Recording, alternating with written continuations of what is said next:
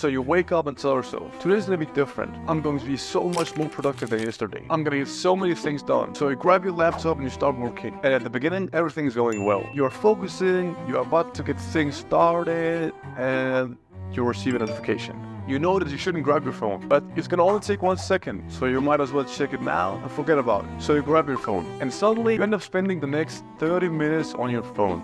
So you might as well just work on your assignment tomorrow because you've already wasted much of your time today and you gotta take the day off. Does this sound familiar to you? Not that long time ago, that used to be me. I would wake up and have so many things planned for the day, but unfortunately, I would end up procrastinating, like so many other students. And it was very frustrating because I wanted to do the things that mattered. I wanted to finish my assignment, I wanted to go to the gym, I wanted to spend time with my friends, I wanted to spend time with my family, but I just didn't have the time because I was spending way too much time on things that didn't matter. And in this video, I'm going to share with you the 3 simple things that I did to stop procrastinating. So in order to stop procrastinating, we have to understand the underlying problem. We have to understand the problem to be able to develop a solution. I found out that the biggest reason I used to procrastinate was that the assignments felt overwhelming. It felt too difficult, or it felt like something that would take a long time. So I would simply just choose the easy way out and delay it for the last moment. I would always finish my assignment before the deadline and I would get good grades. But the problem was that I didn't have any time to work on other stuff than the assignment.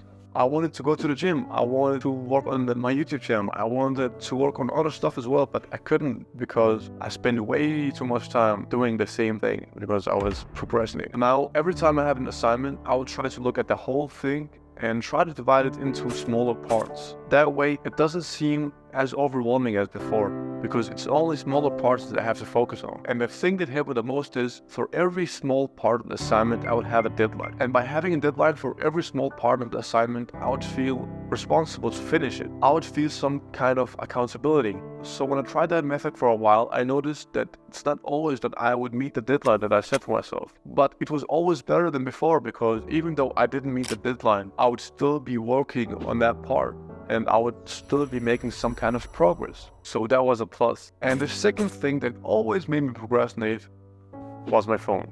Because every time the assignment felt a little bit difficult when I was working on it, I would simply just grab my phone and start to look at who was texting me. So I had to find a solution. And this may seem way more simple than you think, but a lot of times simple things do work. And remember, if it's simple, it doesn't mean that it's easy. Like the simple solution I came up with, that I would take my phone and place it in another room. It sounds simple, but it was actually still not easy to execute because I would always get the urge to get my phone. So there was another problem that I had. It was my ability to focus was not as good as before because I wasn't used to it. So I started thinking about focus just like a muscle that we have to train. So just like you go to the gym and train your chest and train your legs and see progress over time, you have to look at focus that way. Because my focus at the beginning was terrible, but I knew that it's gonna be an unstopping process where I have to be better and better and better every time. So I started by focusing for 20 minutes at a time, and I was skeptical because 20 minutes doesn't seem like a long time, but when you really focus for 20 minutes, you get so much done. You can get way more done in 20 minutes than you can get in an hour of not focused work. So I started 20 minutes and I would take a break, and then after the break, I went on and did 20 minutes more, and so on, so on, so on. And after I did that for some time and could feel that my focus is getting better and my urge to get my phone is not as bad as it used to be, I start to increase my working sessions. I start to increase it by 10 minutes, so it was 30 minutes and 40 minutes, 50 minutes and so on.